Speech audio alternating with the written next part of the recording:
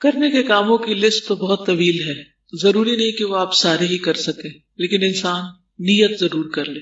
لیکن کرنے کے کاموں میں بھی سب سے بہترین کام وہ ہوتا ہے جس کا حکم اللہ کے رسول صلی اللہ علیہ وسلم. اس کام کے کرنے کا لطف ہی کچھ اور ہے، اس کام پر توجہ زیادہ ضروری ہے، کیونکہ اس میں ایک تو اس کام کا اجر ہوگا ہی ہوگا، ساتھ ہمیں دوہرا اجر کس چیز کا مل جائے؟ سنت کی پیروی کرنے کا. تو ان دنوں میں خصوصی طور پر جو کام سب سے زیادہ کرنے کا ہے وہ ہے اللہ کا ذکر.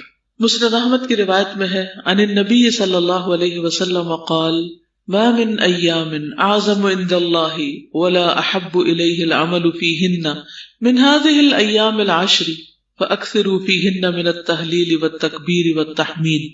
نبی صلی اللہ علیہ وسلم نے فرمایا کوئی دن اللہ کے ہاں ان 10 دنوں سے زیادہ عظمت والا نہیں، اور نہ ہی کسی دن کا عمل اللہ تعالیٰ کو ان 10 دنوں کے عمل سے زیادہ محبوب ہے.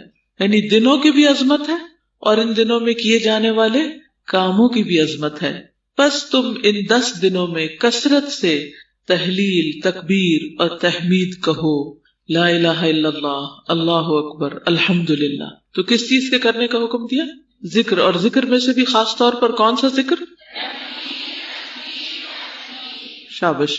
تحلیل، تکبیر، تحمید. تحلیل کا مطلب ہے لا الہ الا اللہ کہنا، تکبیر کا مطلب ہے اللہ اکبر کہنا، تحمید کا مطلب ہے الحمدللہ کہنا. تو ان دنوں میں ذکر اللہ تعالیٰ کو بہت محبوب ہے. ویسے بھی اللہ کا ذکر سب سے بہترین چیز ہے، وَلَذِكْرُ اللَّهِ اکبر.